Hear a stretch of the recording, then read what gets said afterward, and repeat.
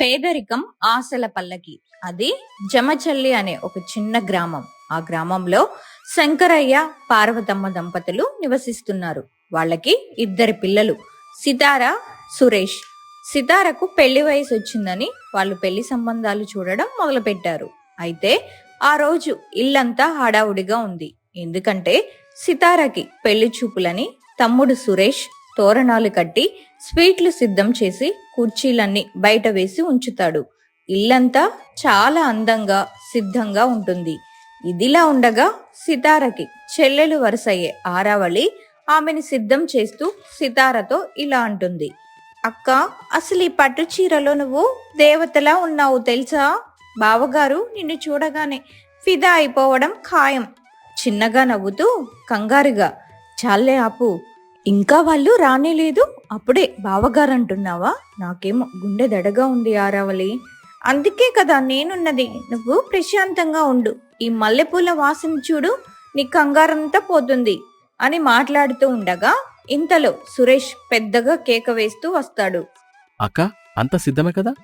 నేనైతే అన్ని ఏర్పాట్లు చేశానని నువ్వేమీ కంగారు పడద్దు. ప్రశాంతంగా కూర్చో. సంబంధం నచ్చితేనే మనం ముందుకెళ్దాం. నీకు నచ్చకుండా ఇంట్లో ఏది జరగదు. సితార నవ్వుతూ, నువ్వున్నావు కదా, నాకు అదే ధైర్యం.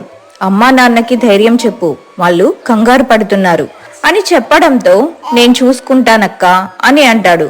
ఇంతలో కారు వచ్చిన శబ్దం రావడంతో, అరే కారు వచ్చినట్టుంది, వెళ్ళి వాళ్ళని ఆ లోపలికి ఆహ్వానించు అని అనడంతో, సరే అక్క అంటూ అతను బయటికి వస్తాడు. ఎదురుగా రాఘవయ్య, శ్రీను, శకుంతల కుటుంబం ఉంటుంది. వాళ్ళని చూసి సురేష్ మనసులో ఇలా అనుకుంటాడు. వామ్మో, వీళ్ళు వేసుకున్న నగలు, కారు చూస్తుంటే చాలా పెద్దవాళ్లలా ఉన్నారే. మా అక్క అదృష్టవంతురాలు, ఇక తను మహారాణిలా ఉంటుంది అని సురేష్ అనుకుంటూ ఉండగా ఇంతలో సురేష్ తల్లిదండ్రులు కూడా అక్కడికి వచ్చి వాళ్ళని సగర్వంగా లోపలికి ఆహ్వానిస్తారు. వాళ్ళు లోపలికి వెళ్లి కూర్చుంటారు. ఇదిలా ఉండగా ఆరావళి వాళ్ళున్న గదిలో కిటికీ నుంచి ఒక కాగితం కింద పడుతుంది. దానిని చూసిన సితార కంగారుగా దాన్ని తెరిచి చూస్తుంది. దాంట్లో ఇలా రాసుంటుంది, మీకు వచ్చిన సంబంధం అస్సలు మంచిది కాదు, వాళ్లను నమ్మకండి. వాళ్ళు డబ్బున్న వాళ్ళు అని మిమ్మల్ని మోసం చేస్తున్నారు. వాళ్ళు పేదవాళ్ళు, మీ ఆస్తుల కోసమే ఈ నాటకం ఆడుతున్నారు, మీరు జాగ్రత్తగా ఉండండి అని చెప్పడంతో సితారకు కంగారు కలిగి వెంటనే ఆ ఉత్తరాన్ని ఆరావళికి చూపిస్తూ, ఆరావళి ఇది చూడు, ఎవరో ఉత్తరం విసిరారు. శ్రీను వాళ్ళకి రూపాయి లేదంట, అంతా మోసమేనట, మన ఆస్తుల కోసమే వస్తున్నారని రాసి ఉంది. నాకేదో చెడు జరుగుతుందని అనిపిస్తుంది. అక్క, నువ్వు అనవసరంగా భయపడకు. సంబంధం చెడగొట్టడానికి ఊళ్ళో జనాలు ఇలాంటివి చాలా చేస్తారు. ఏదైనా నిజం ఉంటే మన సురేష్ ఊరుకుంటాడా? తను చూసుకుంటాడులే అని ధైర్యం చెబుతుంది. ఇంతలో పార్వతమ్మ అక్కడికి వచ్చి, అమ్మా, పెళ్లి వాళ్ళు వచ్చారు, రమ్మని అంటున్నారా అని పార్వతమ్మ ఆరావళి, సితారను హాల్లోకి తీసుకువస్తారు. సితార రాగానే అందరి చూపులు ఆమె మీద పడతాయి. సితార మెడలో ఉన్న కాసుల పేరు, చేతి గాజులు మెరిసిపోతూ ఉంటాయి. అది చూసిన శకుంతల కళ్ళు ఆశగా సితార వేసుకున్న నగలను చూస్తూ ఉంటాయి. వెంటనే ఆమె ఇలా అంటుంది, అబ్బో, అమ్మాయి అచ్చం దేవతలా ఉందే. రాఘవయ్య గారు చూసారా, ఆ కాసుల పేరు అమ్మాయికి ఎంత అందాన్నిస్తుందో. ఆ నగీషులు చూస్తుంటే చాలా పాతకాలం నాటి మేలిమి బంగారంలా ఉన్నాయి. ఎంత తులముంటుంది శంకరయ్య గారు? శంకరయ్య నవ్వుతూ, అవునమ్మా, అదే మా అమ్మమ్మ గారి కాలం నాటిది. అమ్మాయి కోసం ప్రత్యేకంగా దాచి చేయించాము. సురేష్ మనసులో, అసలు వీళ్ళు అనుకున్నంత డబ్బున్న వాళ్ళేనా? నరేషన్. సురేష్ అలా ఆలోచిస్తూ ఉండగా రాఘవయ్య గారు హడావుడిగా తన జేబులో నుంచి ఫోన్ తీసి వాళ్ళ పంతులు గారికి ఫోన్ చేస్తారు. పంతులు గారు నమస్కారం అండి. రాఘవయ్యను మాట్లాడుతున్నాను. ఇక్కడ సంబంధం మాకు నచ్చింది. త్వరగా ముహూర్తాలు చూడాలి. వచ్చే నెలలో ఏదైనా మంచి రోజు ఉందా? అవతలి వైపు నుంచి పంతులు గారు ఏదో చెప్పడంతో రాఘవయ్య ముఖం కాస్త మారుతుంది. అదేంటి పంతులు గారు, అంత టైం పడుతుందా? సరే, అయితే జాతకాలు సరిగ్గా చూసి మళ్ళీ ఫోన్ చేయండి. రాఘవయ్య ఫోన్ పెట్టేసి శంకరయ్య వైపు చూస్తూ ఇలా అంటారు, పంతులు గారు ఇంకొన్ని రోజుల్లో మంచి ముహూర్తం చూసి చెప్తానన్నారు.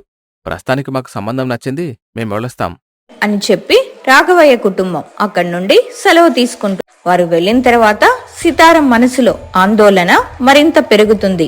పెళ్లివారు వెళ్లిపోయిన తర్వాత ఇంట్లో అందరూ ఊపిరి పీల్చుకుంటారు. శంకరయ్య పార్వతమ్మలు సంబంధం ఖాయం అనుకుంటూ సంతోషంగా పనులు చూసుకుంటూ ఉంటారు. కానీ లోపల సితార, ఆరావళి మాత్రం ఆ ఉత్తరం గురించి తీవ్రమైన ఆందోళనలో ఉంటారు. ఆరావళి ధైర్యం చేసి ఆ ఉత్తరాన్ని సురేష్ కి చూపించాలని నిర్ణయించుకుంటుంది. ఎవరికీ తెలియకుండా సురేష్ ని ఇంటి వెనక వైపు పిలుస్తుంది. అన్నయ్య, ఒక్క నిమిషం ఇటొస్తావా? నీకు ఒక ముఖ్యమైన విషయం చూపించాలి. ఏమైందా రావాలి? అంత కంగారుగా ఉన్నావు? అక్కకి ఏమైనా ఇబ్బందా? ఆరావళి అటు ఇటు చూసి ఎవరూ లేరని నిర్ధారించుకొని తన దగ్గర ఉన్న ఆ కాగితాన్ని సురేష్ చేతిలో పెడుతుంది. అన్నయ్య, ఇది చూడు. పెళ్లి చూపుల హడావుడిలో ఉన్నప్పుడు ఎవరో కిటికీలో నుంచి ఈ ఉత్తరం విసిరారు. ఇందులో ఉన్న విషయాలు చూస్తుంటే నాకు చాలా భయమేస్తుంది. ఇది నిజమే అయితే అక్క జీవితం ఏమైపోతుందో అని భయమేసి పెద్దమ్మకి గాని పెద్దనాన్నకి గాని ఇది చూపించలేదు. సురేష్ ఆ ఉత్తరాన్ని అందుకొని గబగబా చదువుతాడు. అందులో రాసి ఉన్న ప్రతి అక్షరం అతనికి షాక్ ఇస్తుంది. కాసేపు మౌనంగా ఆలోచించి సీరియస్ గా ఇలా అంటాడు. సరే అయితే నువ్వు కరెక్ట్ పని చేసావా రావాలి?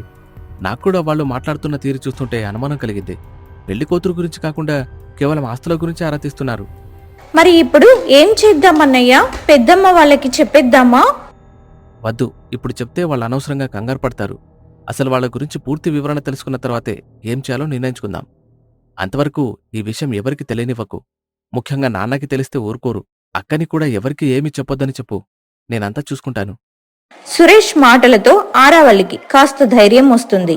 సురేష్ ఆ ఉత్తరాన్ని తన జేబులో పెట్టుకొని రాఘవయ్య కుటుంబం అసలు రంగేంటో తెలుసుకోవాలని గట్టిగా నిశ్చయించుకుంటాడు. ఆ రోజు గడిచిపోతుంది.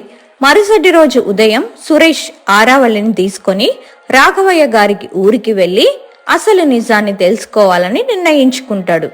ఎవరికి అనుమానం రాకుండా ఇంట్లో ఇలా చెప్తాడు. అమ్మా, నేను అరావలి కలిసి పక్కూరు వరకు వెళ్ళొస్తాం. అక్క పెళ్లి కోసం కొన్ని పట్టు చీరలు, బట్టలు చూసి వద్దామని అనుకుంటున్నాం. ఈ ఎండలో అక్క బయటికి రావడం ఎందుకులే అని నేనే అరావలిని తీసుకెళ్తున్నాను. సరే నాయనా, జాగ్రత్తగా వెళ్ళిరండి. అసలే ఇది ముదురు వేసవి, ఎండలు మండిపోతున్నాయి. వడదెబ్బ తగలకుండా గొడుగు తీసుకువెళ్ళండి. పనులు చూసుకొని త్వరగా వచ్చేయండి. తల్లి దగ్గర అనుమతి తీసుకొని సురేష్ మరియు ఆరవల్లి ఆ పక్క గ్రామానికి చేరుకుంటారు. రాఘవయ్య కుటుంబం గురించి ఆరా తీస్తూ ఆ ఊరిలో అందరికీ, అయ్యా, నా పేరు సురేష్. పక్క ఊరి శంకరయ్య గారి అబ్బాయిని. రాఘవయ్య గారి అబ్బాయి శ్రీనితో మా అక్క సంబంధం మాట్లాడుతున్నాం. కానీ ఎవరో మాకు ఒక ఉత్తరం పంపారు. వాళ్ళకసలు ఆస్తి లేదని, మమ్మల్ని మోసం చేస్తున్నారని అందులో ఉంది. అందుకే నిజ నిజాలు తెలుసుకుందామని మీ దగ్గరకొచ్చాము.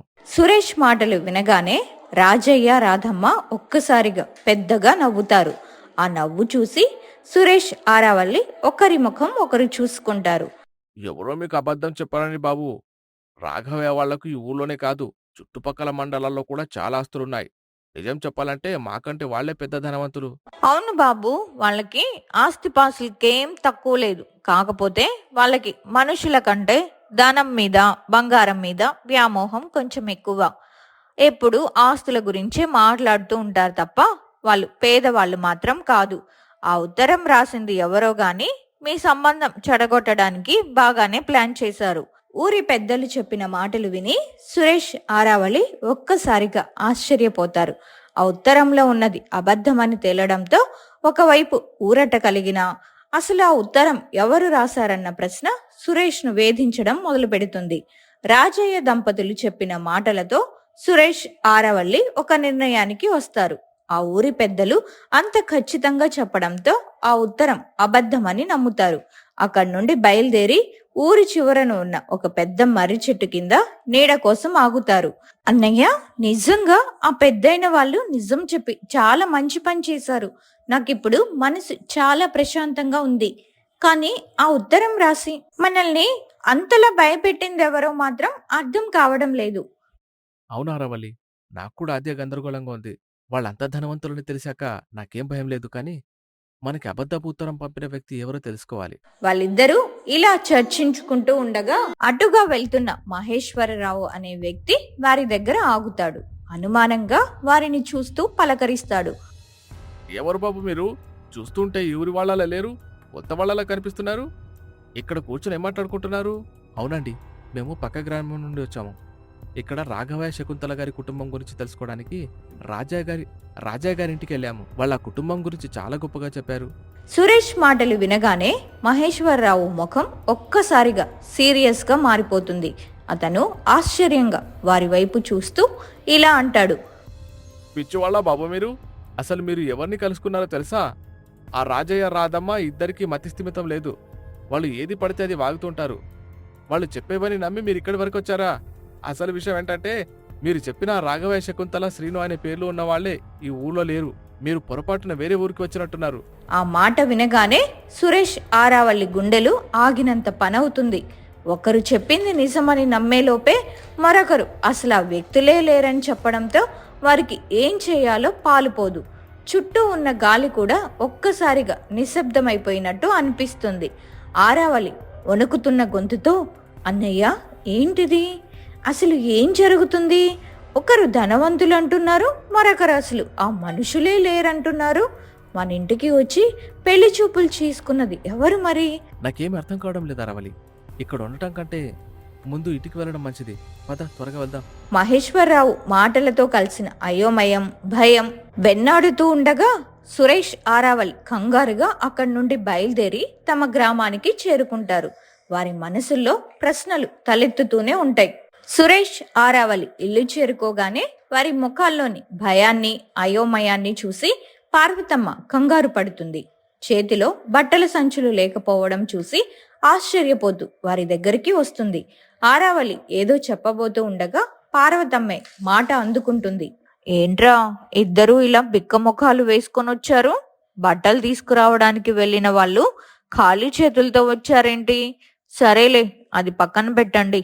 ఇదిగో మీ కాబోయే బావగారు శ్రీను ఈ స్వీట్ బాక్స్ పంపించారు. వాళ్ళ ఊర్లో ఇది చాలా స్పెషల్ అంట. నేను వెళ్ళి అందరికీ ఇస్తాను. మీరు కూడా తినండి. మీ నాన్నగారికి మాత్రం ఇవ్వకండి, ఆయనకు షుగర్ అసలే ఎక్కువ. అమ్మ ఇచ్చిన ఆ స్వీట్ బాక్స్ను సురేష్ చేతిలోకి తీసుకుంటాడు. దాని మీద ఉన్న అడ్రస్ను చూడగానే అతని కళ్ళు ఒక్కసారిగా పెద్దవవుతాయి. ఆ బాక్స్ మీద రామలపూడి అని రాసి ఉంది, కానీ వాళ్ళు వెళ్ళొచ్చింది రామాపుడి. కేవలం ఆ ఒక్క అక్షరం తేడాతో వాళ్ళు వేరే ఊరికి వెళ్లారని అప్పుడే అర్థమవుతుంది. సురేష్ ఆరావల్లి ఒకరి ముఖం ఒకరు చూసుకుంటారు. అందరికీ స్వీట్లు పంచిన తర్వాత ఎవరికి అనుమానం రాకుండా సితార గదిలోకి వెళ్లి తలుపు వేసుకుంటారు. అక్క, అసలు విషయం అర్థమైంది. మేం వెళ్లాల్సింది రామాలపుడి, అయితే పొరపాటున రామాపుడికి వెళ్ళాము. ఆ ఊరి పేర్లు ఒకేలా ఉండడంతో మాకు బుర్ర పనిచేయలేదు. అక్కడ రాజయ్య రాధమ్మ చెప్పిన మాటలకి, ఆ మహేశ్వరరావు చెప్పిన మాటలకి మాకు పిచ్చెక్కిపోయింది. అవునక్క, ఆ ఊర్లో ఈ పేరున్న వాళ్లే లేరని అతను చెప్పేసరికి మా ప్రాణాలు పోయినంత పనయ్యింది. ఇప్పుడే స్వీట్ బాక్స్ మీద అడ్రస్ చూశాక కానీ మాకు క్లారిటీ రాలేదు. సితార భయంగా, ఏమోరా సురేష్, నాకింకా భయంగానే ఉంది. ఆ ఉత్తరం చూసినప్పటి నుండి మనసు అస్సలు బాలేదు. సరే, రేపు ఎలాగైనా మీరు ఆ సరైన గ్రామానికి రామలపూడి వెళ్ళి విచారించండి. అది నిజమా కాదా తెలుసుకుంటేనే కానీ నేను ప్రశాంతంగా ఉండలేను. సరే అక్క, నువ్వు కంగారు పడకు. రేపు ఎలాగైనా రామలపూడికి వెళ్ళి పూర్తి వివరాలు కనుక్కుంటాను. అప్పటిదాకా నువ్వు ధైర్యంగా ఉండు. అలా ఆ ఆందోళనకరమైన రోజు గడిచిపోతుంది. మరుసటి రోజు ఉదయాన్నే సురేష్ ఆరావల్లి కలిసి నిజమైన అడ్రస్ వెతుకుతూ రామలపూడి గ్రామానికి బయలుదేరుతారు. సురేష్ ఆరావల్లి రామలపూడి గ్రామంలో అడుగుపెట్టగానే వెతకపోయిన తీగ కాలికి తగిలినట్టుగా శ్రీను వారికి ఎదురవుతాడు. పెళ్లి చూపుల్లో సూటు బోటుతో టిప్ టాప్ గా కనిపించిన శ్రీను ఇప్పుడు భుజాన పార పట్టుకొని సాదా సీదాగా వెళ్తుండడం చూసి ఆరావల్లి, సురేష్ షాక్ అవుతారు. ఆ ఉత్తరంలో ఉన్నది నిజమేనేమో అని వారి అనుమానం బలపడుతుంది. అసలేం జరుగుతుందో చూడాలని ఎవ్వరికీ తెలియకుండా శ్రీనుని అనుసరిస్తారు. శ్రీను నేరుగా పొలానికి వెళ్లి బురదలో దిగి పనులు మొదలు పెట్టగానే సురేష్కు కోపం కట్టలు తెంచుకుంటుంది. వెంటనే శ్రీను దగ్గరికి వెళ్లి నిలదీస్తారు. శ్రీను ఆశ్చర్యంగా, అరే బావమార్తి, మరదలు గారు, మీరిద్దరు భలేగా వచ్చారే. ఒక్క నిమిషం ఆగండి, ఈ పని ముగించేసి అందరం కలిసి మా ఇంటికి వెళ్దాం. సురేష్ కోపంగా, దయచేసి ఆ వరుసలు కలపకండి శ్రీను గారు. మీ నాటకమంతా మాకు అర్థమైపోయింది. ఉద్యోగం చేస్తున్నానని మాకు అబద్ధం చెప్పారు. తీరా చూస్తే ఇక్కడ ఇలా ఉన్నారు. ఒక్క రూపాయి కూడా లేకపోయినా మా ఆస్తుల మీద కన్నేసి మమ్మల్ని మోసం చేయాలని చూస్తున్నారు కదా. ఏంటి సురేష్, నువ్వేం మాట్లాడుతున్నావో నాకు అసలు అర్థం కావట్లేదు. మాకు అన్నీ బాగానే అర్థమవుతున్నాయి. ఆ ఉత్తరంలో రాసింది అక్షరాల నిజం అని మాకిప్పుడే తెలిసింది అని ఆ ఉత్తరం గురించి చెబుతారు. దానిని విని అతను నవ్వుతూ, ఓహో ఇదే విషయం, సరే మీ అనుమానాలని ఇప్పుడే తీరుస్తాను రండి. శ్రీను వారిని తన ఇంటికి తీసుకువెళ్తాడు. అక్కడ ఒక రాజభవనం లాంటి పెద్ద బంగ్లాను చూసి సురేష్, ఆరావళి నోళ్లు వెళ్ళబెడతారు. అది అద్దిల్లేమో అని అనుమానంతో ఉండగా శ్రీను అక్కడ పనిచేసే ఒక వ్యక్తిని పిలుస్తాడు. ఏరా వీరయ్య, ఒకసారి ఇట్రా. అసలు ఈ ఇల్లెవరిది? వీళ్ళకి కొంచెం చెప్పు. ఏడుబాబు గారు అలా అడుగుతున్నారు? ఈ ఇల్లు, చుట్టుపక్కల ఉన్న ఆ పొలాలు అన్నీ మీవే కదా, కొత్తగా అడుగుతున్నారేంటి? లోపలి వాతావరణం చూశాక వారికి కొంత నమ్మకం కలిగిన సురేష్ తన అసలు ప్రశ్న అడుగుతాడు. సరే శ్రీను గారు, ఇదంతా బానే ఉంది, కానీ మరి ఇంత ఆస్తి ఉండి సాఫ్ట్వేర్ ఉద్యోగం చేస్తున్నానని చెప్పి పొలంలో పార పట్టుకుని పనులు చేయడం ఏంటి? సురేష్, నేను సాఫ్ట్వేర్ ఇంజనీర్ అన్నది నిజం. నాకు వర్క్ ఫ్రమ్ హోమ్ ఉంది కాబట్టి ఇంట్లో ఉండే పని చేసుకుంటున్నాను. కానీ నాకు నేల తల్లి అంటే గౌరవం, పొలం పనులంటే ఇష్టం. అందుకే సొంతంగా నా పొలాన్ని నేనే సాగు చేసుకుంటాను. ఇందులో తప్పేముంది? మీకు ఇంకా నమ్మకం కలగకపోతే ఒక నిమిషం ఆగండి అంటూ శ్రీను లోపలికి వెళ్లి ఆస్తి పత్రాలు కూడా తీసుకువచ్చి చూపిస్తాడు. అవి చూశాక సురేష్, ఆరావళి తమ తప్పు తెలుసుకొని సిగ్గుపడతారు. బావగారు, నిజంగా మేము చాలా తప్పుగా అర్థం చేసుకున్నాము. ఇక్కడొచ్చేందుకు చాలా మంచిదైంది. మీ వ్యక్తిత్వం చూస్తుంటే చాలా సంతోషంగా ఉంది. అన్నట్టు మామయ్య అత్తగారు ఎక్కడా? మాకు ప్రత్యేకంగా స్వీట్ దుకాణాలు ఉన్నాయి సురేష్, వాళ్ళక్కడ పనులు చేసుకుంటున్నారు. నిన్న మీకు పంపిన స్వీట్స్ బాక్స్ కూడా మా సొంత షాప్లోనే స్పెషల్గా చేయించినవే.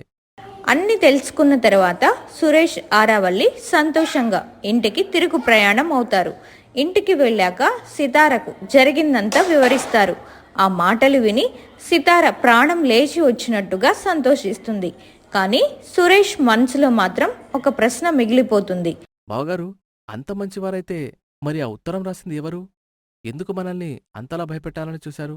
అందరి ముఖాల్లో సంతోషమున్నా ఆ అజ్ఞాత ఉత్తరం వెనుక ఉన్న వ్యక్తి ఎవరనేది మాత్రం ఒక మిస్టరీగా మిగిలిపోతుంది. ఆ రోజు గడిచిపోతుంది. ఆ మరుసటి రోజు ఉదయం సితార తన గదిలో కూర్చోనుండగా ఆరావళి, సురేష్ అక్కడికి వస్తారు. అక్క, ఇంక నేను ఇంటికి బయలుదేరుతాను. ఇక్కడికొచ్చి 3 రోజులు అవుతుంది కదా. ఇంటి దగ్గర వాళ్ళు కంగారు పడతారు. ఇక నేను వెళ్ళొస్తాను. సరే ఆరావళి, జాగ్రత్తగా వెళ్ళు. అప్పుడప్పుడు వస్తూ ఉండు. ఒక ఊర్లో ఉంటున్నా ఎప్పుడూ రావు, పిలిస్తే గాని రావు. నా పెళ్ళయ్యేంత వరకు కూడా ఇక్కడికి వస్తా పోతూ ఉండు, రోజూ రా అని అంటుంది. అందుకు ఆరావళి సరే అక్క, అలాగే అని అంటుంది. సురేష్కి అలాగే ఇంట్లో వాళ్ళ పెద్దమ్మ, పెద్దనాన్నకి చెప్పి అక్కడి నుంచి ఇంటికి బయలుదేరుతుంది. ఆరావళి ఇంటికి వెళ్లే సమయానికి వాళ్ళ తల్లిదండ్రులు ఇద్దరూ ఏదో మాట్లాడుకుంటూ ఉంటారు. ఆమె చాటుగా నిలబడి వింటుంది. ఏంటండి, ఆ ఇంట్లో మీరు ఉత్తరం వేశారు? అంతా బానే ఉంది, కానీ ఆ పెళ్లి ఆగిపోతుందనుకుంటే వాళ్ళ ఇంట్లో ఎలాంటి చప్పుడు లేదేంటి? నేను కూడా అదే ఆలోచిస్తున్నాను. ఈ అరావలేమో ఈ విషయం తెలియక వాళ్ళ కోసం పాకులాడుతోంది. ఈ సంబంధం చెడగొట్టి ఏదో రకంగా మన అమ్మాయిని ఆ ఇంటి కోడలు చేద్దామనుకుంటే ఈ తిక్కలు ఇలా చేస్తోంది. ఆరావళి మనసులో, అయ్యో వీళ్ళిద్దరూ ఇలాంటి పని చేస్తున్నారా? ఛీ, నా తల్లిదండ్రులు ఇలాంటి వాళ్ళ. సితారా అక్క ఎంత మంచిది. ఇప్పుడు సురేష్ అన్నయ్యకి ఈ విషయం చెప్పాలి అనుకొని అక్కడి నుంచి వెళ్ళబోతూ ఉండగా అప్పుడే తల్లిదండ్రులు ఆమెని గమనిస్తారు. అమ్మాయి అరావలి, ఎక్కడికి వెళ్తున్నావు? ఇప్పుడే కదా వచ్చావు, అప్పుడే వెళ్ళి వెనక్కి తిరిగి వెళ్ళిపోతున్నావేంది? వస్తున్నాను నాన్న. ఏదో ఆలోచిస్తూ మళ్ళీ వెళ్దాం అనుకున్నాను. సరేలేండి, వస్తున్నాను అని తండ్రితో చెప్పి ఇంట్లోపలికి వెళ్తుంది. తను ఇంటి లోపలికి వెళ్లిన వెంటనే అమాంతం ఆమెని గదిలోకి నెట్టి తలుపు వేస్తారు తల్లిదండ్రులు. నువ్వు మా మాటలు విన్నావని మాకు అర్థమైంది. ఇక ఈ ఇల్లు కదిలేదే లేదు. ఆ సంబంధం పూర్తిగా తెగదంపులైపోవాలి. ఆ తర్వాత నిన్నిచ్చి వాళ్ళకి పెళ్లి చేస్తాం. నువ్వు మహారాణిలా బతకొచ్చు. ఆరావళి ఏడుస్తూ, తప్పమ్మా, అలా చెయ్యదు. అక్కని పెళ్లి చేసుకోనివ్వండి. ఆ కుటుంబం చాలా మంచిది. నా మాట వినండి. ఆ కుటుంబం మంచిది కాబట్టే నిన్ను ఆ ఇంటికి కోడలు చేద్దామని అనుకుంటున్నాము. మట్టి బుర్ర దానిలో ఆలోచించకు, మా మాట విను.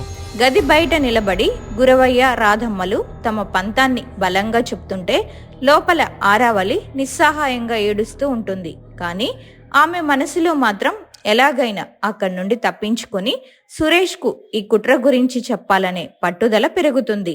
ఆ రాత్రి గదిలో బందీగా ఉన్న ఆరావళి దగ్గరికి తల్లి రాధమ్మ భోజనం పట్టుకొని వెళ్తుంది.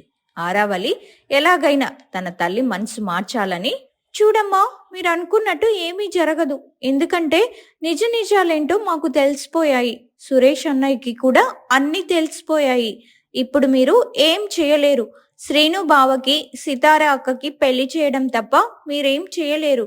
దయచేసి మమ్మల్ని వదిలేయండి. రాధమ్మ నవ్వుతూ, ఓహో, ఇక్కడ దాకా వచ్చిందా? ఇవన్నీ మాకు తెలీదు. ఇప్పుడు చెప్పావు కదా, ఇక మేము కొత్త నాటకం ఆడతాం. ఇదిగో ఈ భోజనం తిని నోరు మూసుకొని పడుకో. మరుసటి రోజు ఉదయం సురేష్ కంట మరో అజ్ఞాత ఉత్తరం పడుతుంది. అది ఆరావళి తల్లిదండ్రులు ఆడిన కొత్త నాటకం.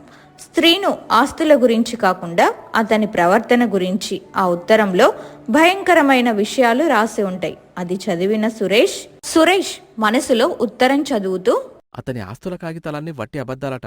అవి పక్కన పెట్టినా శ్రీను మనిషి అస్సలు మంచివాడు కాదట. అతనికి పిచ్చుందని, కోపం వస్తే పిచ్చివాళ్లా ప్రవర్తిస్తూ అందర్నీ విచ్చలవిడిగా కొడతాడని రాశాడు. ఇలాంటి వ్యక్తికి చిన్న అక్కగొంతు కోయొద్దని ఉందేంటి? అసలెవరి ఉత్తరాలు రాస్తున్నారు? ఎందుకు రాస్తున్నారు? నిజంగా పెళ్లి చెడగొట్టాలని చూస్తున్నారా, లేక నిజమా?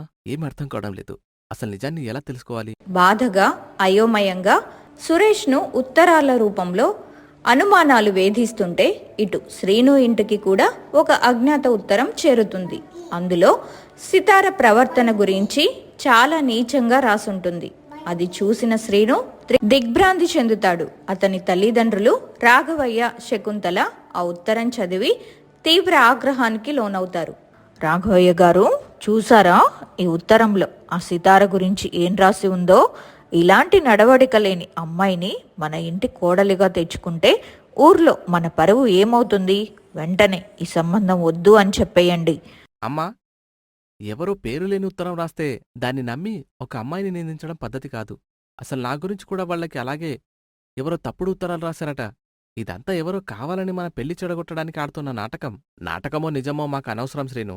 మన కుటుంబ గౌరవం ముఖ్యం. నాకీ సంబంధం అసలిష్టం లేదు. అప్పుడు అక్కడికి పెళ్లిళ్ల పేరయ్య వస్తాడు. పేరయ్య లోపలికి వస్తూ, అయ్యా రాఘవయ్య గారు, మీరు విన్నది నిజమేనండి. ఆ సితార గురించి నేను కూడా వాకప్ చేశాను. ఆ అమ్మాయి ప్రవర్తన అస్సలు బాలేదు. కానీ అదే ఊరిలో అరావళి అని మరో అమ్మాయి ఉంది. ఇదిగో ఆ ఫోటో చూడండి, సాక్షాత్తు లక్ష్మీదేవిలా ఉంటుంది. ఆ పిల్ల అయితేనే మన శ్రీనుకు సరైన జోడి. పేరయ్య గారు, మీరేం మాట్లాడుతున్నారు? సంబంధం కుదిర్చిన మీరే ఇలా అబద్ధాలు చెప్తారా? అబద్ధం కాదు బాబు, అంతా నిజం. అరావళి వాళ్ళు కూడా మీకు దగ్గర చుట్టాలే. మీరు సరే అనండి. ఆ పిల్లతో పెళ్లి చేయించే బాధ్యత నాది. తల్లిదండ్రుల ఒత్తిడికి శ్రీను తలొగ్గక తప్పదు. ఇక పేరయ్య నేరుగా సితార ఇంటికి వెళ్లి అక్కడ కూడా విషం చిమ్ముతాడు. ఆరావళిని శ్రీను ఇష్టపడుతున్నాడనే అబద్ధాన్ని శంకరయ్య కుటుంబం నమ్మేలా చేస్తాడు. శంకరయ్య గారు, ఒక చేదు నిజం చెప్పడానికి వచ్చాను. రాఘవయ్య గారి కుటుంబం ఈ సంబంధం వద్దు అనుకుంటున్నారు. ఆ రోజు శ్రీను మీ ఇంటికి వచ్చినప్పుడు సితార కంటే అరావళిని ఎక్కువ ఇష్టపడ్డాడట. పెళ్లి చేసుకుంటే ఆ పిల్లనే చేసుకుంటానని పట్టుబడుతున్నాడు.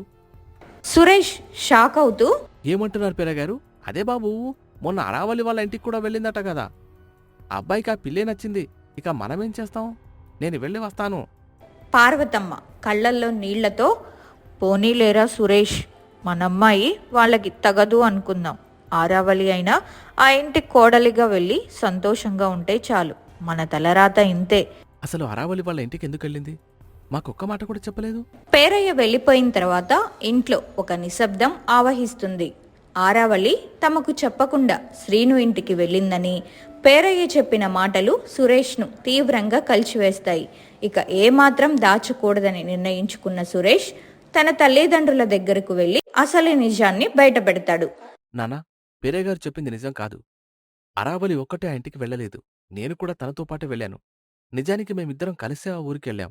శంకరయ్య ఆశ్చర్యంగా, ఏంటి సురేష్, నువ్వు కూడా వెళ్ళావా? అసలు మాకు చెప్పకుండా అంత దూరం ఎందుకు వెళ్లాల్సొచ్చింది? ఏం చెప్పమంటారు నాన్న? ఆ రోజు పెళ్లి చూపులు జరుగుతున్నప్పుడు ఎవరో ఒక అజ్ఞాత ఉత్తరం విసిరారు. అందులో శ్రీనుబావ మోసగాడని, ఆస్తుల కోసమే వస్తున్నాడని ఉంది. అది చూసి అరావళి నేను కంగారుపడి వాళ్ళ ఊరికి వెళ్లి విచారించాం. కానక్కడ తెలిసిందేంటంటే బావగారు చాలా గొప్ప వ్యక్తి అని, వాళ్ళు చాలా ధనవంతులని. మరిప్పుడు ఇదంతా ఏంటి బాబు? ఒకవైపు ఆ అబ్బాయికి ఆరావళి నచ్చిందని పేరయ్య చెప్తున్నాడు, మరోవైపు నువ్వేమో బావ మంచివాడు అంటున్నావు. మాకు ఏమీ అర్థం కావడం లేదు. అదే నాన్నా, అదే నాన్నా నాకు అర్థం కావడం లేదు. మేం వెళ్ళినప్పుడు బావగారు మమ్మల్ని ఎంతో ఆప్యాయంగా పలకరించారు. కానిప్పుడు సడన్గా మన సంబంధం వద్దు అనడం, అరావళి కావాలని కోరుకోవడం వెనుక ఏదో పెద్ద కుట్ర జరుగుతోంది. ఇక వదిలే బాబు, లోకం పోకుడే అంతా. ఆ అబ్బాయి మనసులో ఆ అమ్మాయి నచ్చినట్టుంది. అందుకే మనల్ని కాదనుకున్నారు. మన అమ్మాయి తలరాత ఇంతే అని సరిపెట్టుకుందాం. అటు ఆరావళి ఇంట్లో కుట్రదారులు తమ విజయాన్ని జరుపుకుంటున్నారు. పెళ్లి సంబంధం చెడగొట్టిన పేరయ్య ఆరావళి తల్లిదండ్రులైన గురవయ్య రాధమ్మల దగ్గరకు వచ్చి తన వాటా కోసం ఆశిస్తాడు.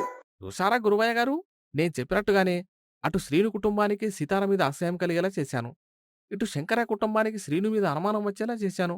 నా నాటకం పక్కాగా పారింది. అంతా బాగానే ఉంది కానీ ఇంత పెద్ద కుట్ర చేసినందుకు నాకివ్వాల్సిన బహుమానం సంగతేంటి? నా కష్టానికి తగిన ప్రతిఫలం దక్కాల్సిందే కదా. చాలా మంచి పని చేసావు పేరయ్య. సితార సంబంధం తెగిపోయింది. ఇప్పుడు మా అమ్మాయి ఆరవల్లికి శ్రీనుకి పెళ్లి ఖాయమైంది. మా అమ్మాయి ఆ ఇంటికి కోడలిగా వెళ్తుంటే చూడాలనుంది. దానికేం తొందర పేరయ్యా, ఇదిగో నువ్వు అడిగిన దానికంటే ఎక్కువ ఇస్తున్నాను. ఈ డబ్బు తీసుకుని వెళ్ళు. వెళ్ళి పెళ్ళయ్యే వరకు ఎక్కడా నోరు మెదపకు. అబ్బో, చాలా డబ్బుంది. సరేనండి, నా పనైపోయింది కదా, ఇక నేను సంతోషంగా వెళ్తాను. పెళ్లి పనులు కావనివ్వండి అని చెప్పి అతను వెళ్ళిపోతాడు. ఆరావళికి శ్రీనుకి పెళ్లి జరుగుతుందని తెలిసిన సితార చాలా బాధపడుతుంది. కుట్రలు పారాయి, అబద్ధాలు గెలిచాయి. సితార కన్నీరు మున్నీరవుతుంటే అటు ఆరావళి బందీగా ఉన్న తనకే పెళ్లి నిశ్చయమైన విషయం తెలీదు. రోజులు గడిచి పెళ్లి ముహూర్తం సమయం ఆసన్నమైంది. పెళ్లి పందిరంతా మంగళ వాద్యాలతో హోరెత్తిపోతుంది. అందరి ముఖాల్లోనూ సంతోషం కనిపిస్తుంది. కాని ఆ ముసుగు వెనక ఉన్న ఆరావళి గుండె మాత్రం చెరువు అవుతుంది. జీలకర్ర బెల్లం పెట్టే సమయం దగ్గర పడుతుంది. తన మనసులోని నిజాన్ని బయట పెట్టాలని ఆరావళి ఎన్నోసార్లు ప్రయత్నించింది. కాని చుట్టూ ఉన్న జనం, ఆ హడావుడిలో తన గొంతు ఎవ్వరికీ వినిపించడం లేదు. సరిగ్గా అదే సమయంలో అబ్బాయి గారు, ఒకసారి బట్టలు మార్చుకుని రండి, ప్రధాన ముహూర్తం సమయం అవుతోంది అని చెబుతారు. శ్రీను తన గదిలోకి వెళ్లడం గమనించిన ఆరావళి ఇదే సరైన సమయం అనుకొని ఎవరికి అనుమానం రాకుండా వెనుక తలుపు గుండా గదిలోకి వెళ్తుంది. తనని చూడగానే శ్రీను ఆశ్చర్యపోతాడు. ఆరావళి కన్నీళ్లతో, బావా, ఒక్క నిమిషం నా మాట విను. ఈ పెళ్లి వెనుక పెద్ద కుట్రే ఉంది. మా అమ్మ నాన్న ఆ పేరయ్యతో కలిసి సితార అక్క మీద అబద్ధపు ప్రచారం చేశారు.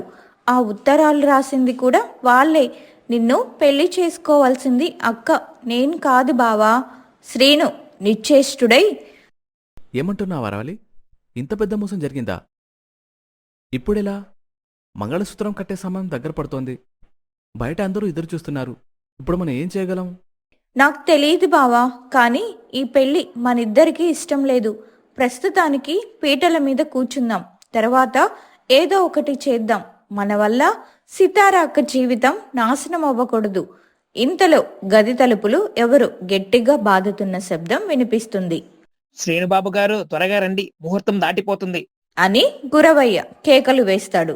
ఆ శబ్దానికి ఇద్దరు ఉలిక్కి పడతారు. అరవలి, ఇప్పుడు మనం ఇక్కడి నుంచి ఎక్కడికి తప్పించుకోలేము. పైగా సగం పెళ్లి ఇప్పటికే పూర్తయిపోయింది. ఇప్పుడు పెళ్లి ఆపితే చాలా పెద్ద గొడవవుతుంది. చుట్టుపక్కలందరూ జనాలున్నారు. మనం ఈ చిక్కులోంచి బయటపడే దారి కనిపించడం లేదు. ఆరావళి గది కిటికీ వైపు చూస్తూ, నేను కూడా అంతా చూశాను బావా. వెనక నుంచి తప్పించుకోవడానికి అసలు అవకాశమే లేదు. బిల్డింగ్ చాలా పెద్దది. కింద జనం కాపలా ఉన్నట్టున్నారు. ఇక చేసేదేం లేదు.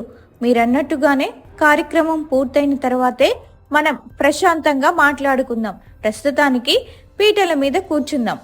ఇద్దరు ఒకరి ముఖం ఒకరు చూసుకొని భారమైన గుండెతో ఎవరి దారిన వాళ్ళు బయటికొస్తారు. చేసేదేమీ లేక ఇద్దరు మళ్ళీ పెళ్లి పీటల మీద కూర్చుంటారు. హోమం ముందు మంత్రాల సాక్షిగా పెళ్లి కార్యక్రమం ముగుస్తుంది. గురవయ్య రాధమ్మల ముఖాల్లో విజయోత్సాహం కనిపిస్తుంది. కానీ శ్రీను ఆరావళి కళ్ళల్లో మాత్రం విషాదం నిండి ఉంటుంది. రాత్రి సమయం అందరూ నిద్రపోయిన తర్వాత శ్రీను ఆరావళి ఒక చోట మాట్లాడుకుంటారు. జరిగిందేదో జరిగిపోయింది అరవలి, కానీ ఇప్పుడు జరగాల్సిందేంటో ఆలోచించాలి. సితారకి జరిగిన అన్యాయాన్ని మనం ఎలాగైనా సరిదిద్దాలి. అవును బావా, నేను ఇప్పుడే సురేష్ అన్నయ్యకి ఫోన్ చేస్తాను. అక్కని తీసుకొని ఊరి చివరికి రమ్మని చెప్తాను. మన నలుగురం కలిసి మాట్లాడుకుందాం. చెప్పినట్టుగానే ఆరావళి ఫోన్ చేయడంతో సురేష్ సితారను తీసుకొని వస్తాడు. కారులో ఊరికి దూరంగా ఉన్న ఒక చీకటి ప్రదేశానికి వెళ్లి ఆగుతారు. సితార కళ్ళల్లో నీళ్లు ఆగడం లేదు. సితార ఏడుస్తూ, ఇక ఏం లాభం బావా, అంతా అయిపోయింది కదా, పెళ్లి జరిగిపోయింది. ఇప్పుడు మనం ఏం చేయలేము. అలా అనకు అక్క, ఇష్టం లేని పెళ్లి బొమ్మల పెళ్లితో సమానం. నాకు ఈ పెళ్లి ఇష్టం లేదు, బావకి కూడా ఇష్టం లేదు. మనల్ని మోసం చేసిన వాళ్ళకి బుద్ధి చెప్పాల్సిందే. అప్పుడు సురేష్ గంభీరంగా ఆలోచించి ఒక ప్లాన్ చెబుతాడు. నాకు ఆలోచన వచ్చింది చిన్నమ్మ. బాబాయ్కి బుద్ధి రావాలంటే మనం ఒక నాటకం ఆడాలి. శ్రీనుబావ మంచివాడు కాదని, నిన్ను రోజూ కొడుతూ తిడుతూ హింసిస్తున్నాడని నువ్వు తరచూ పుట్టింటికి ఏడుస్తూ వెళ్ళాలి. వాళ్ళకి భయం పట్టుకోవాలి. ఆ తర్వాత ఏం చేయాలో వాళ్ళ మాటల్ని బట్టి చేద్దాం. నలుగురు కలిసి ఆ నాటకానికి సిద్ధమవుతారు. 4 రోజులు గడిచిపోతాయి. ప్లాన్ ప్రకారం ఆ 4 రోజులు ఆరావళి శ్రీను ఇంట్లోనే ఉంటుంది. సరిగ్గా 4 రోజుల తర్వాత ఒకరోజు ఉదయాన్నే ఆరావళి చింపిరి జుట్టుతో ఏడుస్తూ పుట్టింటికి వస్తుంది. ఆమెను చూసి గురవయ్య, రాధమ్మ గుండెలు ఆగిపోయినంత పనవుతుంది. ఏంటమ్మా ఆరావళి, ఇలా అయిపోయావు? అల్లుడుగారేరి ఒంటరిగా వచ్చావేంటి? ఆరావళి పెద్దగా ఏడుస్తూ, అమ్మా నన్ను వదిలేయండి, నాకు ఆ కాపురమే వద్దు. అతను అస్సలు మనిషి కాదమ్మా. రోజు తాగి వచ్చి నన్ను రాక్షసుల్లా కొడుతున్నాడు. నేను వద్దు వద్దు అంటున్నా, వినకుండా పెళ్లి చేశారు కదా. ఇప్పుడు చూడండి నా పరిస్థితి ఎలా ఉందో. ఏంటి, శ్రీనుబాబు అంత పని చేస్తున్నాడా? చూడ్డానికి అంతా సాఫ్ట్గా కనిపిస్తాడే. వారం రోజులయ్యింది నేను తిండి తిని. నన్ను ఇంట్లో పెట్టి కొడుతుంటే చూసేవాడే లేడు. ఇదిగో చూడండి నా ఒంటి మీద దెబ్బలు. కనీసం తోడు కూడా రాకుండా నన్ను ఒక్కదాన్నే ఇలా పంపించేశాడు. రేపు మీరు అతన్ని ఇక్కడికి పిలిపిస్తారో లేక మీరే అక్కడికి వెళ్తారో మీ ఇష్టం. నేనైతే చచ్చిపోయిన ఆ ఇంటికి వెళ్ళను. ఆరావళి ఏడుస్తుంటే గురవయ్య దంపతులు ఏం చెయ్యాలో పాలుపోక దిక్కులు చూస్తూ ఉండిపోతారు. ఆ రోజు గడిచిపోతుంది. మరుసటి రోజు ఉదయం గురవయ్య ఇంటి ముందు ఒక్కసారిగా కలకలం మొదలవుతుంది. శ్రీను తాగినట్టుగా నటిస్తూ అక్కడికొస్తాడు. పెద్ద పెద్దగా కేకలు వేస్తూ రచ్చ చేస్తాడు. లోపల ఉన్న ఆరావళి, ఆమె తల్లిదండ్రులు కంగారుగా బయటకొస్తారు. పెద్దగా అరుస్తూ, ఓసే అరావలి, ఎవరిని అడిగి ఇక్కడికొచ్చావే? రోజు నిన్ను తనకపోతే నాకు నిద్ర పట్టదని తెలుసు కదా. మర్యాద ఇంటికి పద. నిన్ను కొడుతూ తిడుతుంటేనే కదా నాకు సంతోషంగా ఉంటుంది. రాధమ్మ భయంతో వణికిపోతూ అల్లుడి దగ్గరకు వెళ్తుంది. అయ్యో అల్లుడు గారు, ఏంటండి ఆ మాటలు? పెళ్లికి ముందు మీరు ఇలా లేరు కదా. ఎంతో మంచి సంబంధం అని, మీరు బుద్ధిమంతులని నమ్మి కదా మా కూతుర్నిచ్చింది. ఎవరు చెప్పారు నేను మంచివాడినని? నేను పరమ దుర్మార్గుణ్ణి. మర్యాదగా మీ కూతుర్ని నాతో పంపించండి, లేకపోతే అడ్డు వచ్చిన మిమ్మల్ని కూడా కొడతాను. గురవయ్య చేతులు జోడించి బ్రతిమలాడడం మొదలు పెడతాడు. చుట్టుపక్కల వాళ్ళంతా కిటికీల్లో నుంచి, గోడల మీద నుంచి ఈ గొడవను చూడడం గమనించి ఆయన గుండె ఆగిపోయినంత పనవుతుంది. అయ్యా బాబు, నీకు దండం పెడతాను. చుట్టుపక్కల వాళ్ళు చూస్తున్నారు. మా పరువు పోతుంది, కాస్త తగ్గండి బాబు. శ్రీను మరింత రెచ్చిపోతూ, పరువా? ఏది మీ పరువు? మర్యాదగా నా పెళ్ళ నాకు కావాలి. పంపిస్తారా లేక ఇక్కడే అందరి ముందు తన్నమంటారా? అప్పుడు ఆరావళి ఏడుస్తూ ముందుకొస్తుంది. బావా దయచేసి ఇక్కడి నుంచి వెళ్ళిపోండి, నేను రాను. మీతో ఆ నరకానికి నేను అస్సలు రాను. శ్రీను ఆమె చేయి పట్టుకుని బలవంతంగా లాగబోతుంటే గురవయ్య, రాధమ్మలు అడ్డుపడి అతన్ని తోసేస్తారు. అతి కష్టం మీద అతన్ని బయటికి పంపించి గబాగబా తలుపులు వేసుకుంటారు. లోపల ఆరావళి ఏడుస్తున్నట్లు నటిస్తూ తన గదిలోకి వెళ్లి తలుపు వేసుకుంటుంది. బయట శ్రీను మాత్రం గట్టిగా తలుపులు బాదుతూ కేకలు వేస్తూనే ఉంటాడు. శ్రీను బయట నుంచి, తలుపు తీయండి, లేకపోతే ఇల్లు తగలబెడతాను. అరావల్ని పంపించాల్సిందే. లోపల గురవయ్య రాధమ్మలు తల పట్టుకొని కూర్చుంటారు. తాము వేసిన ప్లాన్ రివర్స్ అయ్యి తమ కూతురు జీవితం ఒక సైకో చేతిలో పడిందని, ఊర్లో పరువు గంగలో కలిసిపోతుందని వాళ్ళు విలవిలలాడిపోతారు. అప్పుడు ఏం చేయాలో పాలుపోక గురవయ్య వణుకుతున్న చేతులతో సురేష్కి ఫోన్ చేస్తాడు. సురేష్, నాయనా త్వరగరా, ఇక్కడ అల్లుడు గారు తాగొచ్చి పెద్ద గొడవ చేస్తున్నారు. మా వల్ల కావడం లేదు. నువ్వైనా వచ్చి అతన్ని ఇక్కడి నుంచి తీసుకెళ్ళు బాబు. కొద్దిసేపటికి సురేష్ అక్కడికి వస్తాడు. శ్రీనుని శాంతింపచేసినట్లు నటిస్తూ బలవంతంగా అతన్ని తన ఇంటికి తీసుకువెళ్తాడు. అప్పటికి కాని గురవయ్య దంపతులు ఊపిరి పీల్చుకోరు. సురేష్ ఇంటికి వెళ్ళిన తర్వాత బయట జరిగిన రచ్చను గుర్తు చేసుకొని అందరూ ఒక్కసారిగా నవ్వుకుంటారు. సురేష్ నవ్వుతూ, అబ్బా బావా, నీ నటన అదిరిపోయింది. బాబాయ్ పిన్ని అయితే భలేగా భయపడిపోయారు. వాళ్ళ ముఖాలు చూడాలి, పరువు పోతుందేమని ప్రాణాలు పోయినంత పనైంది వాళ్ళకి. కాని సితార ముఖంలో మాత్రం ఆందోళన కనిపిస్తుంది. సితార బాధగా, కాని సురేష్, చాలా భయంగా ఉంది. మనం ఈ నాటకాన్ని ఎంతవరకు తీసుకెళ్లగలం? ఒకవేళ నిజం తెలిస్తే పరిస్థితి ఏంటి? వాళ్ళు ఇలా మాట్లాడుకుంటూ ఉండగా వెనక నుంచి శంకరయ్య, పార్వతమ్మ ఆశ్చర్యంగా వస్తారు. వాళ్ళు ఇదంతా విన్నారని అర్థమై అందరూ షాక్ అవుతారు. ఏంటి శ్రీను, ఇక్కడేం మాట్లాడుకుంటున్నారు మీరు? ఇదంతా నాటకమా? అసలేం జరుగుతోంది?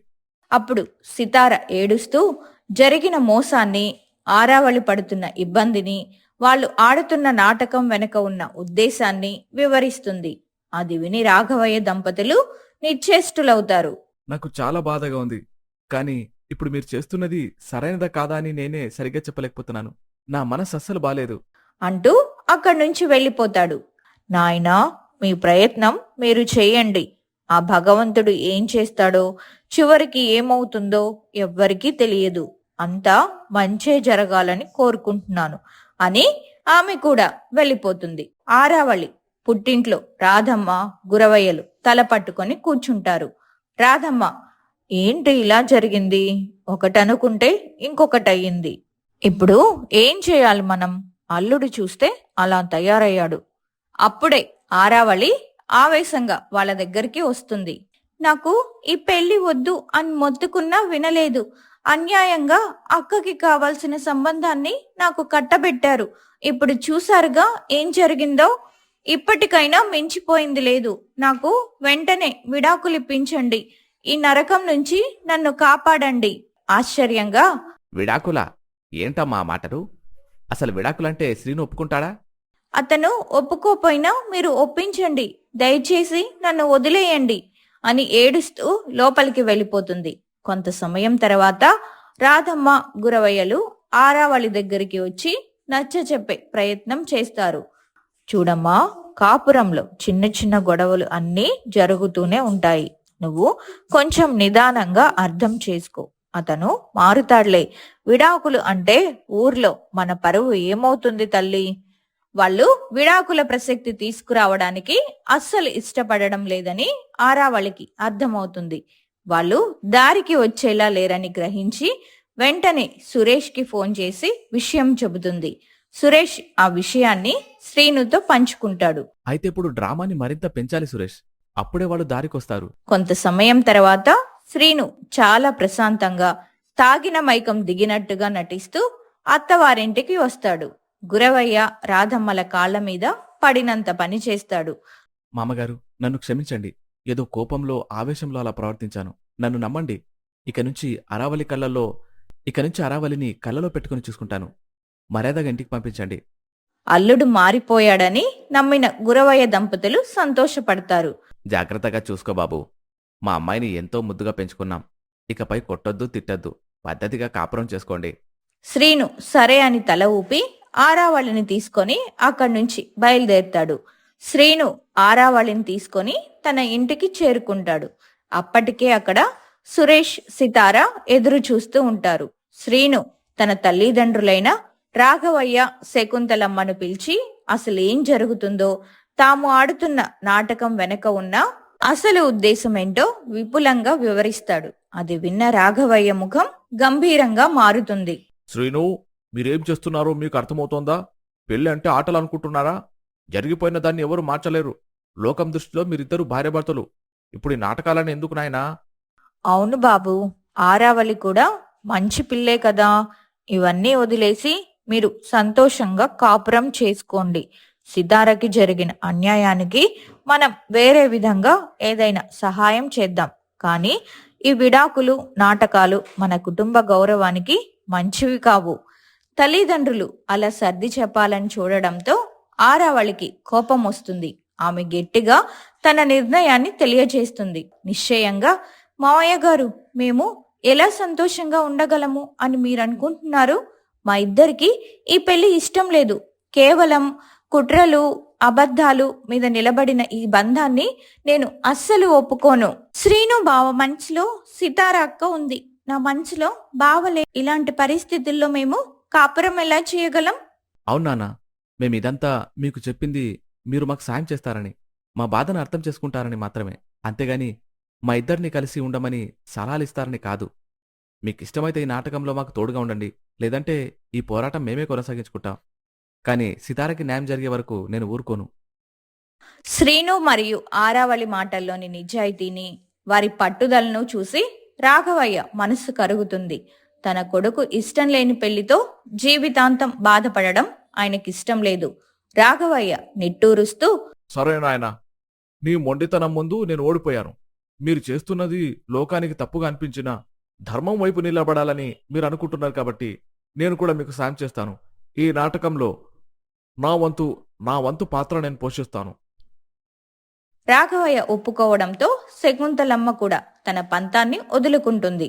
సరే, మీ నాన్నే ఒప్పుకున్నాక నేను మాత్రం ఏం చేస్తాను? నేను కూడా మీకు తోడుగా ఉంటాను. ఆ గురవయ్య రాధమ్మలకి కనువిప్పు కలిగేలా చేద్దాం. సితారకి తగిన న్యాయం చేద్దాం.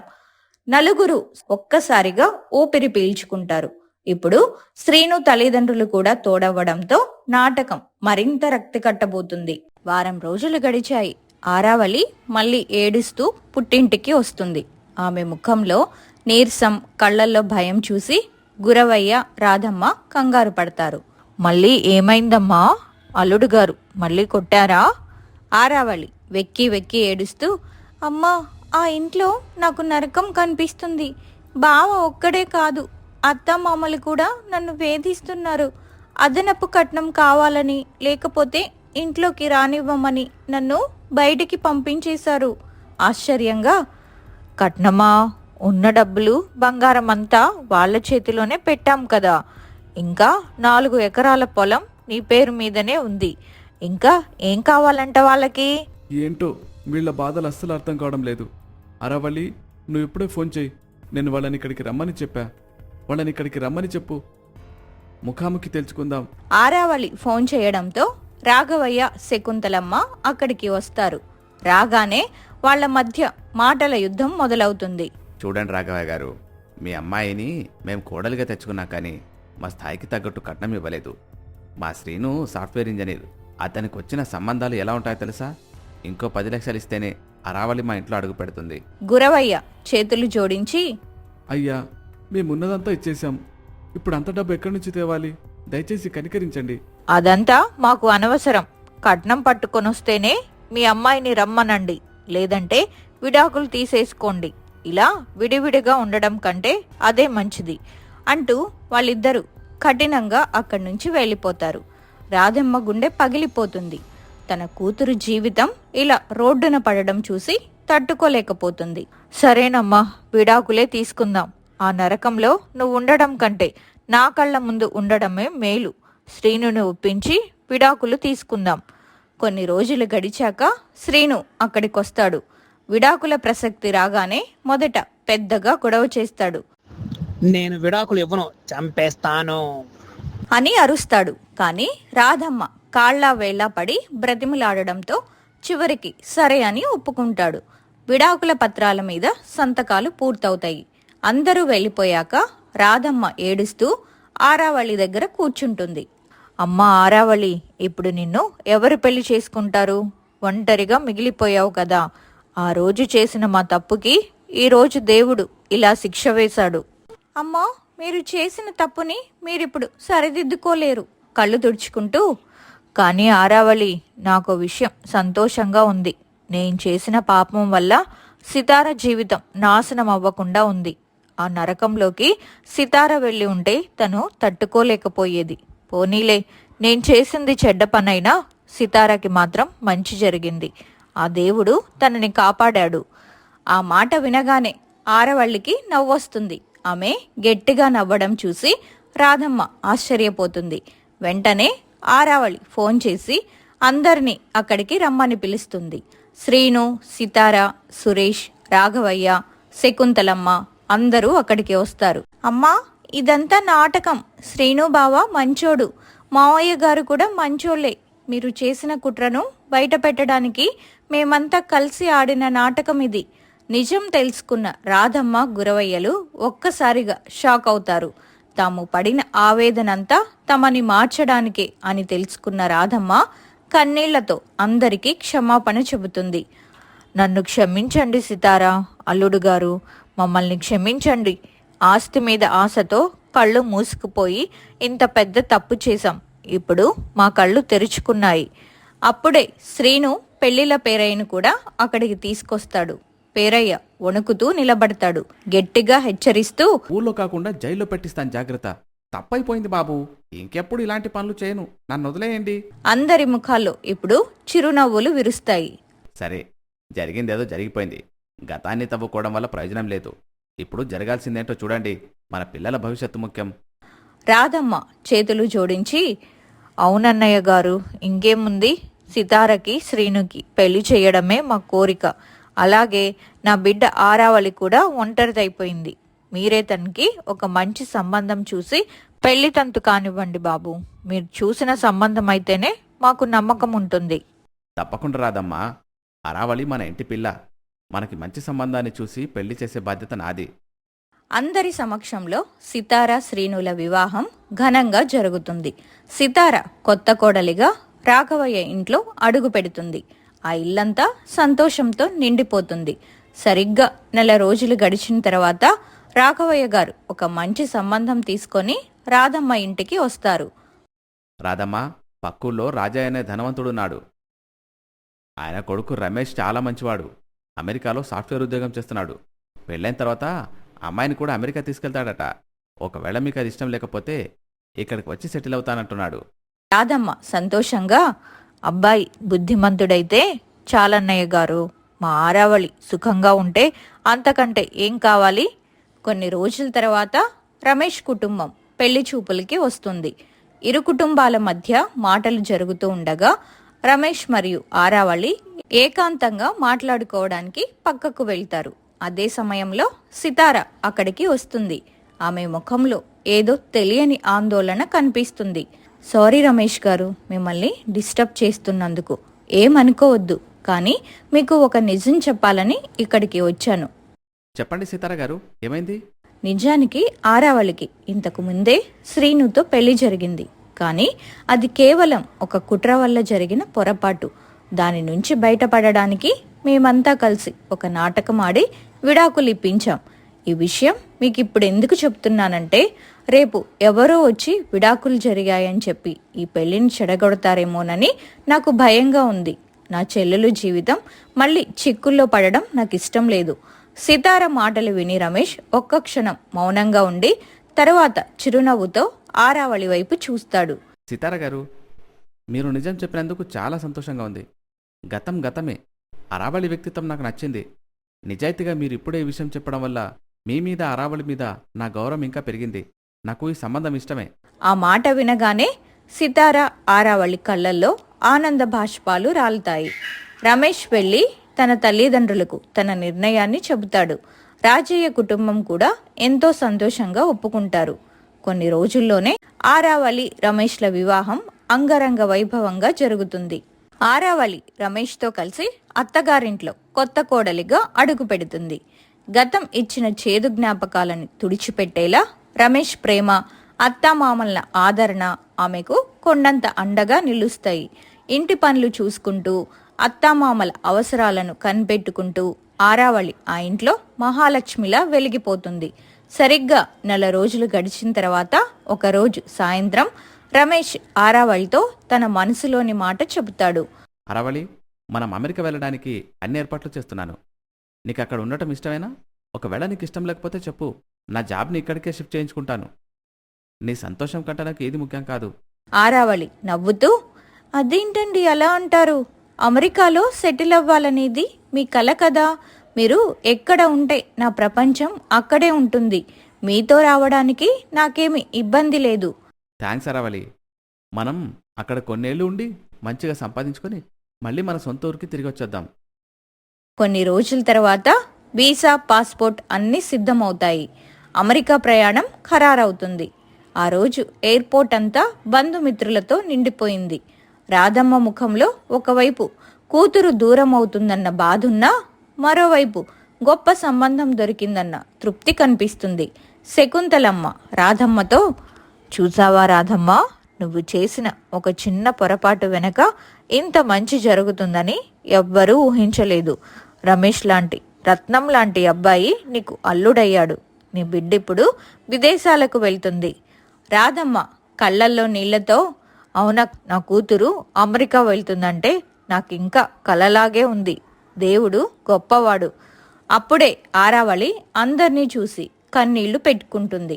అమ్మా, నాన్న, మీ అందరినీ వదిలి వెళ్ళాలంటే నా మనసు ఒప్పుకోవడం లేదు. మిమ్మల్ని చాలా మిస్ అవుతాను అంటూ సితారను గట్టిగా పట్టుకొని ఏడుస్తుంది. పిచ్చిదానా, బాధపడకు.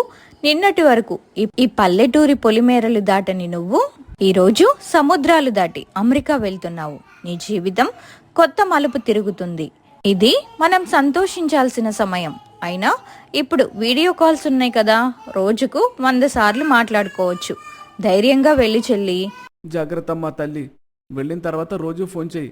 అల్లుడు గారు, అమ్మాయిని జాగ్రత్తగా చూసుకోండి. బావా, చెల్లిని జాగ్రత్తగా తీసుకెళ్ళండి. నువ్వు అసలు భయపడకు, మేమందరం ఇక్కడే ఉన్నాం కదా.